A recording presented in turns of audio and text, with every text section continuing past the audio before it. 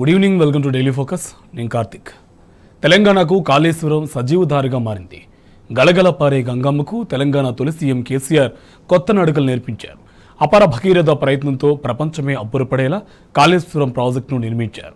గొంతాడిన బీడు భూముల దాహార్తిని తీర్చడంతో నేడు పుట్ల కొద్దీ ధాన్యపు రాశులకు తెలంగాణ నిలయంగా మారింది. గోదావరిని సజీవ నదిగా కాళేశ్వరం నిలిపింది. కాళేశ్వరంతో సాధించిన విజయాలపై టీ న్యూస్ ప్రత్యేక కథనాలు.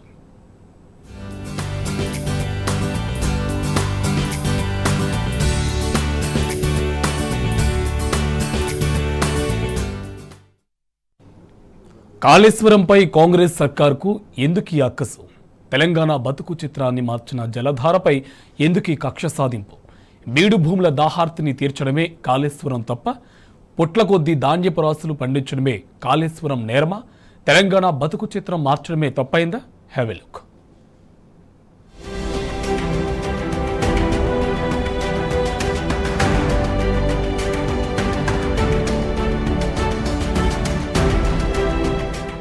తెలంగాణ జీవనాడి కాళేశ్వరంపై అధికార కాంగ్రెస్ ఎందుకు టార్గెట్ చేసింది? మేడిగడ్డలో పిల్లర్ కుంగితే మొత్తం ప్రాజెక్టు కూలినట్లు గగ్గోలెందుకు? కాళేశ్వరం ప్రాజెక్టు మీద అడ్డగోలు ఆరోపణలు దేనికి సంకేతం? అసలు కాళేశ్వరం ప్రాజెక్టుపై రేవంత్ సర్కార్కు ఇసుమంతైన అవగాహన ఉందా? తెలంగాణ సస్యశ్యామలంగా ఉండడం కాంగ్రెస్ ప్రభుత్వానికి ఇష్టం లేదా? దేశానికి తెలంగాణ అన్నపూర్ణగా మారడాన్ని జీర్ణించుకోలేకపోతున్నారా? మేడిగడ్డను సాకుగా చూపి తెలంగాణ జీవధారనే దండగంటారా?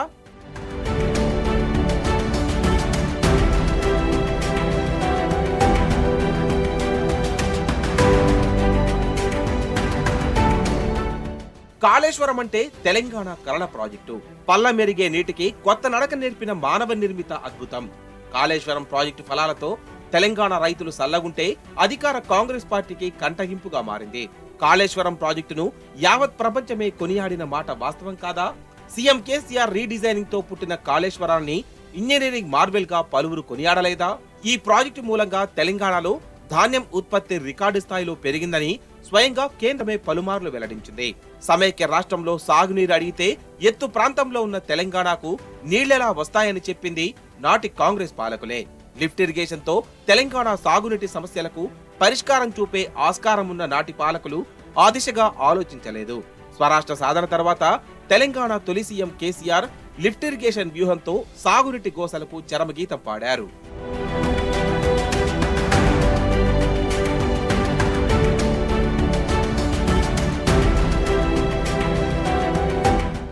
మల్టీలెవెల్ లిఫ్టులు, బరాజులు, రిజర్వాయర్లు, సొరంగాలు, కాలువల సమాహారమే కాళేశ్వరం. కాళేశ్వరం ప్రాజెక్టులో మొత్తం 3 బ్యారేజీలు, 15 రిజర్వాయర్లు, 20 లిఫ్టులు ఉన్నాయి. అందులో మొదటిది మేడిగడ్డ బ్యారేజీ, రెండోది అన్నారం, మూడోది సుందిళ్ల. మేడిగడ్డ బ్యారేజీ దగ్గరున్న పంపుల ద్వారా అన్నారంలోకి, అన్నారం పంపు నుంచి సుందిళ్లలోకి, సుందిళ్ల పంపు హౌస్ నుంచి ఎల్లంపల్లిలోకి నీటిని ఎత్తిపోస్తున్నారు. ఎల్లంపల్లి నుంచి మేడారం ట్యాంకుకు, అక్కడి నుంచి మిడ్ మానేరుకు నీటిని తరలించి ఆపై లోయర్ మానేరు నింపుకుంటారు. పైన ఉన్న మలక్పేట, అప్పర్ మానేరు రిజర్వాయర్లను నింపి ఇటు సిద్దిపేట వైపు అనంతగిరి రిజర్వాయర్లకు నీళ్లెత్తిపోస్తారు. అక్కడి నుంచి రంగనాయక సాగర్ కు, తరువాత మల్లన్న సాగర్ కు వాటర్ లిఫ్ట్ చేస్తారు. ఇక మల్లన్న సాగర్ నుంచి సింగూరు ప్రాజెక్టుకు స్థిరీకరణ కోసం కొన్ని నీళ్లు ఇస్తారు. ఇటు కొండపోచమ్మ సాగర్ ను కూడా నింపుకుంటారు. అటువైపు గంధమల్ల, అక్కడి నుంచి బస్వాపూర్ రిజర్వాయర్ లోకి నీళ్లు వస్తాయి. ఇది కాళేశ్వరం ప్రాజెక్టు పూర్తి స్వరూపం.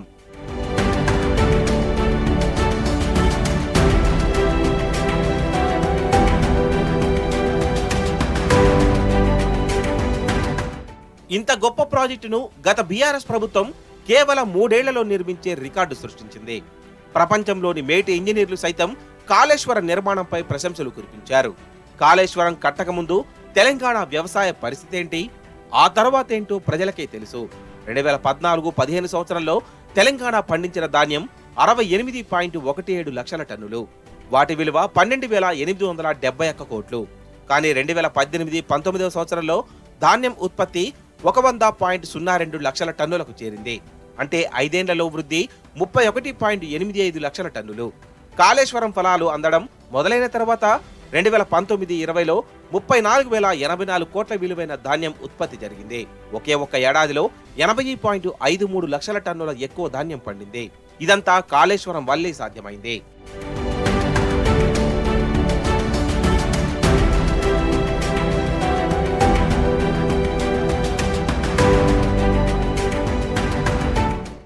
మండు వేసవిలో కూడా నేడు తెలంగాణలో ఏ మూలలో చూసినా జల సవడులు వినిపిస్తున్నాయంటే దానికి ప్రధాన కారణం కాళేశ్వర జలాలు. చెరువులు, వాగులు, కుంటలు ఇలా అన్నింట్లోనూ కాళేశ్వర జలాలు వచ్చి చేరుతున్నాయి.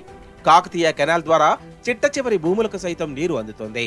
మొన్నటిదాకా 2 నుంచి 3 వేల క్యూసెక్కులు కూడా పారని కాకతీయ కాల్వ ఇప్పుడు 8 వేల క్యూసెక్కులకు పైగా కాళేశ్వర జలాల్ని మోసుకెళ్తూ మండు వేసవిలోనూ వేలాది చెరువులను నింపుతుంటే అనేక జిల్లాల్లోని లక్షల ఎకరాల్లో ధాన్యపు సిరులు పండుతున్నాయి. ఇటు కాళేశ్వరం కింద ఉన్న అన్ని ప్రాజెక్టులు జలకలను సంతరించుకున్నాయి. వరద కాలువ ద్వారా ఎస్ఆర్ఎస్పీ పునరుజ్జీవ పథకాన్ని పూర్తి చేశారు తెలంగాణ తొలి సీఎం కేసీఆర్. ఫలితంగా వట్టిపోయిన శ్రీరామ్ సాగర్ ఆయకట్టుకు తిరిగి ప్రాణం పోశారు. ఇక కాళేశ్వరం ప్రాజెక్టు కాలువలను గొలుసుకట్టు చెరువులకు అనుసంధానం చేశారు. వేలాది చెరువులు మండి వేసవిలో సైతం నీటితో కలకలలాడుతున్నాయి. ఫలితంగా తెలంగాణలో భూగర్భ జలాలు గణనీయంగా పెరిగాయి. ఇదంతా కాళేశ్వరం విజయగాథలే.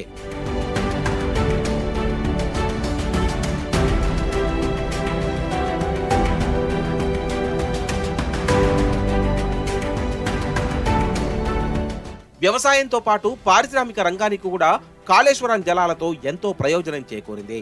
కాళేశ్వరం ప్రాజెక్టు నుంచి 16 టీఎంసీల నీటిని పారిశ్రామిక అవసరాలకు కేటాయించారు.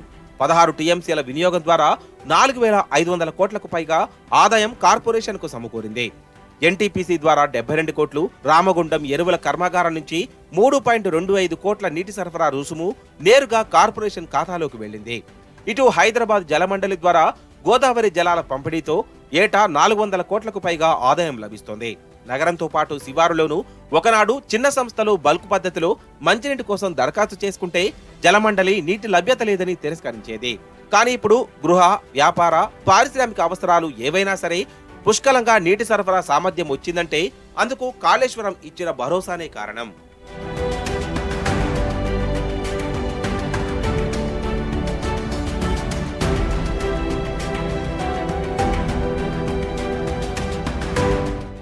ద్రవిడ సింధు నాగరికత నుంచి ఇప్పటి వరకు సంస్కృతి, ప్రజల జీవన విధానాలు నదుల వెంటే ఉన్నాయి. ఇప్పుడు కాళేశ్వరం వల్ల కూడా అదే కొనసాగుతుంది. కాళేశ్వరం జలాలతో వ్యవసాయం పెరగడంతో పాటు ప్రజల జీవన ప్రమాణం కూడా పెరిగింది. ఏడాది పొడవునా పుష్కలమైన నీరు లభిస్తుండటంతో వ్యవసాయ ఉత్పత్తులు మూడింతలు పెరిగాయి. తెలంగాణ తలసరి ఆదాయం పెరగడంతో కాళేశ్వరం ప్రాజెక్టుది కీలక పాత్ర. కాళేశ్వరం ద్వారానే తెలంగాణ బాగుపడింది, వ్యవసాయం మెరుగుపడింది. భవిష్యత్తులోనూ తెలంగాణకు శ్రీరామరక్షగా కాళేశ్వరం నిలుస్తోంది, ఆదరువును చూపుతోంది.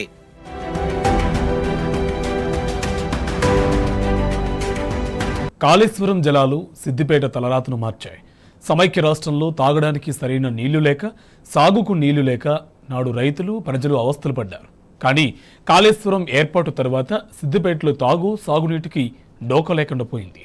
జిల్లాలో రంగనాయక సాగర్, మల్లన్న సాగర్, కొండపోచమ్మ సాగర్ల ఏర్పాటుతో జిల్లా సస్యశ్యామలంగా మారింది. ఈ రిజర్వాయర్ల ఏర్పాటుతో దాదాపు 20 లక్షల ఎకరాల ఆయకట్టుకు సాగునీరు అందుతుంది. సిద్దిపేట జిల్లాలో కాళేశ్వరం జలాలతో సాధించిన విజయంపై మరిన్ని వివరాలు మా కరెస్పాండెంట్ రంగాచారం తీస్తారు.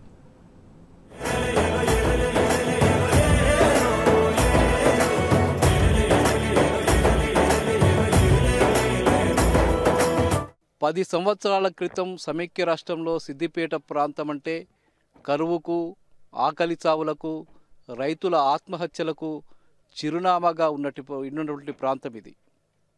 ఒకప్పుడు ఈ ప్రాంతం ఎడారిలాగా ఉండి కనీసం తాగడానికి మంచినీళ్ళు లేక, సాగుకు నీళ్లు లేక రైతులు అనేక అవస్థలు పడ్డటువంటి ప్రాంతం ఇది. సరైన కరెంటు వసతి లేక రైతులు ఆత్మహత్యలు చేసుకొని చనిపోయినటువంటి ప్రాంతం ఇది. బోర్లు వేసి అప్పుల పాలయ్యి ఆకలి చావులకు గురైనటువంటి రైతుల్ని చూసినటువంటి ప్రాంతం ఇది. అట్లాంటి ప్రాంతం తెలంగాణ రాష్ట్రం సాధించుకున్న తర్వాత కాళేశ్వరం ప్రాజెక్టుకి అనుసంధానంగా సిద్దిపేట జిల్లాలో నిర్మించుకున్నటువంటి రంగనాయక సాగరు, మల్లన్న సాగరు, కొండపోచమ్మ సాగరు ఈ ప్రాజెక్టుల ద్వారా వచ్చినటువంటి గోదావరి జలాల ఫలితంగా ఇది సస్యశ్యామలంగా మారిపోయింది. గత ముఖ్యమంత్రి కేసీఆర్ ఈ ప్రాంతాన్ని సస్యశ్యామలం చేయాలి, ఇక్కడి నుంచి మొత్తంగా అటు ఉత్తర దక్షిణ తెలంగాణలకు సుమారు 20 లక్షల ఆయకట్టుకు నీళ్లందించాలి, గతంలో ఉన్న పంటకు పూర్తిగా స్థిరీకరణ చేయాలనే లక్ష్యంతో ఈ 3 ప్రాజెక్టులని నిర్మించడం జరిగింది. కేవలం 3-4 సంవత్సరాల వ్యవధిలోనే రంగనాయక సాగర్ ప్రాజెక్టును పూర్తి చేయడము, అట్లాగే కొండపోచమ్మ సాగర్ పూర్తి చేయడము, గత 4-5 సంవత్సరాల కేవలం తక్కువ సమయంలోనే మల్లన సాగర్ 50 టీఎంసీల నీటి సామర్థ్యం కలిగినటువంటి మల్లన సాగర్ ప్రాజెక్టుని పూర్తి చేయడం కూడా జరిగింది. ప్రస్తుతం మనం రంగనాయక సాగర్ ప్రాజెక్టు వద్ద ఉన్నాం. ఈ ప్రాజెక్టు సుమారు 3-3.5 టీఎంసీల నీటి సామర్థ్యంతో నిర్మించి 2004 సంవత్సరాల క్రితం ఇది ప్రారంభం జరిగింది. మంత్రి కేటీఆర్, హరీష్ రావులు సంయుక్తంగా కలిసి ఈ ప్రాజెక్టుని ప్రారంభించడం జరిగింది. ఇక గజ్వేల్ నియోజకవర్గంలో కొండపోచమ్మ సాగర్ సుమారు 15 టీఎంసీల నీటి సామర్థ్యంతో కొండపోచమ్మ సాగర్ ప్రాజెక్టు కూడా నిర్మించడం జరిగింది. అది కూడా పూర్తి స్థాయిలో దాదాపు 8-10 టీఎంసీల నీటిని ప్రతి సంవత్సరము నింపడము, ఎప్పుడు అవసరమైతే అప్పుడు కాళేశ్వరం ప్రాజెక్టు ద్వారా అటు మిడ్మానేరు, అంతగిరి ప్రాజెక్టు ద్వారా నీళ్లను నింపుకోవడం అనేది జరుగుతూ వస్తున్నది. ఇక దుబ్బాక నియోజకవర్గంలోని తొగుట, తుక్కాపూర్ ప్రాంతంలో నిర్మించినటువంటి 50 టీఎంసీల నీటి సామర్థ్యంతో కలిగిన ప్రాజెక్టు మల్లన సాగర్ ప్రాజెక్టు. ప్రస్తుతం ఆ ప్రాజెక్టులో సుమారు 15 టీఎంసీల నీళ్లని నింపడం జరిగింది. మరి అంటే నీటి సామర్థ్యానికి అనుగుణంగా ప్రాజెక్టును ఎప్పటికప్పుడు పరిశీలిస్తూ 50 టీఎంసీల నీటిని నింపాలనే లక్ష్యంతో ఆ ప్రాజెక్టు నిర్మించి అప్పటి ముఖ్యమంత్రి కేసీఆర్ చేతుల మీదుగా అది ప్రారంభించడం కూడా జరిగింది. ఈ 3 ప్రాజెక్టుల నిర్మాణం ఫలితంగా ఇటు సిద్దిపేట జిల్లాలోని సిద్దిపేట, గజ్వేలు, దుబ్బాక ఈ ప్రాంతాలన్నీ కూడా పెద్ద ఎత్తున సాగునీరుకు నోచుకున్నటువంటి పరిస్థితి. ఒకప్పుడు నీళ్లు లేక వట్టిపోయినటువంటి భూములు ఉన్నటువంటి ప్రాంతం ఇది. నీళ్లు లేక పంటలన్నీ ఎండిపోయి అనేక ఇబ్బందులు ఎదుర్కొన్నటువంటి ప్రాంతం ఇది. భూగర్భ జలాలు లేక బోర్లు వేసి రైతులు అలసిపోయి ఆత్మహత్యలు చేసుకున్నటువంటి ప్రాంతంగా ఈ ప్రాంతానికి పేరొచ్చినటువంటి పరిస్థితి.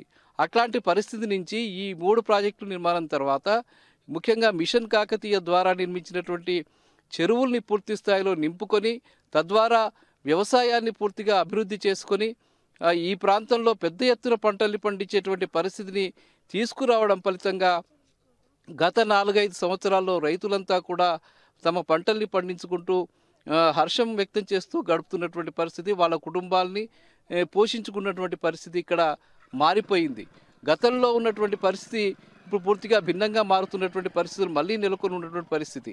ముఖ్యంగా కొండపోచమ్మ సాగరు, మల్లన సాగరు, రంగనాయక సాగర్ ప్రాజెక్టు నిర్మించిన తర్వాత ఈ ప్రాంతంలో పెద్ద ఎత్తున భూగర్భ జలాలు పెరిగినటువంటి పరిస్థితి. ఇటీవలే కొంతమంది సైంటిస్టులు, భూగర్భ పరిశోధనకు సంబంధించిన సైంటిస్టులు కూడా ఈ ప్రాంతంలో పర్యటించి ముఖ్యంగా 8 మీటర్ల మేర ఇక్కడ భూగర్భ జలాలు పెరిగాయని చెప్పి కూడా వాళ్ళు ఒక సర్టిఫికేషన్ కూడా ఇవ్వడం జరిగింది. అంటే గతంలో కేవలం కరువు పీడ ప్రాంతంగా ఉన్నటువంటి ప్రాంతం 1000 మీటర్లు 1000 అడుగుల లోతుకు బోర్లు వేసినా కూడా చుక్క నీరు లేనటువంటి ప్రాంతంగా ఉన్నటువంటి ఈ ప్రాంతం ఈ ప్రాజెక్టుల నిర్మాణం తర్వాత పెద్ద ఎత్తున నీళ్లు వచ్చి, చెరువుల్లోకి నీళ్లు వచ్చి, ఈ ప్రాజెక్టులోకి నీళ్లు వచ్చి పెద్ద ఎత్తున పంటలు పండి పంట విస్తీర్ణం విపరీతంగా పెరిగినటువంటి పరిస్థితి ఇక్కడ కనిపించింది. ముఖ్యంగా తెలంగాణ రాష్ట్రం ఏర్పడక ముందు 10 సంవత్సరాల క్రితం ఈ యాసంగిలో కేవలం ఈ ప్రాంతంలో ఒక జిల్లాలోనే కేవలం 1,00,000 ఎకరాల్లో పంట పండడం కూడా అతి కష్టంగా ఉన్నటువంటి ప్రాంతం ఇది.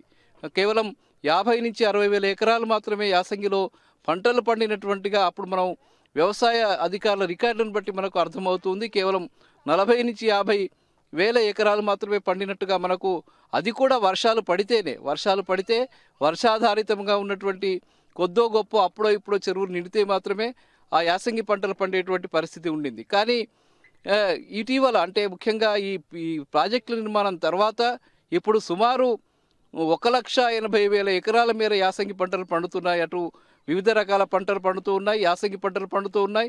సుమారు 2 లక్షల వరకు ఇక్కడ పంటలు పండించేటువంటి పరిస్థితి యాసంగిలో జరుగుతుంది. ఇక వానాకాలంలో 1,50,000 ఎకరాలు పండడం కూడా కష్టంగా ఉన్నటువంటి పరిస్థితి నుంచి ఇవాళ ఈ గత 6-7 సంవత్సరాలుగా మనకు వ్యవసాయ అధికారులు ఇచ్చినటువంటి రికార్డులు కనుక పరిశీలిస్తే, ముఖ్యంగా ఇప్పుడు ప్రస్తుతం మనం ఆ రికార్డులను పరిశీలించినట్టు సుమారు 5,20,000 నుంచి 5,25,000 ఎకరాల పంటలు ఈ సంవత్సరం వేసినట్టుగా మనకు ఆ రికార్డు చాలా స్పష్టంగా తెలుస్తున్నది.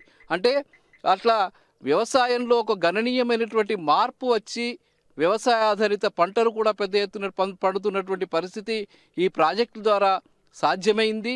ఈ ప్రాజెక్టులు అటు గోదావరి జలాల ద్వారా ముఖ్యంగా క- కాళేశ్వరం ప్రాజెక్టుకు అనుసంధానంగా నిర్మించినటువంటి ప్రాజెక్టుల వల్లనే ఇది సాధ్యమైంది.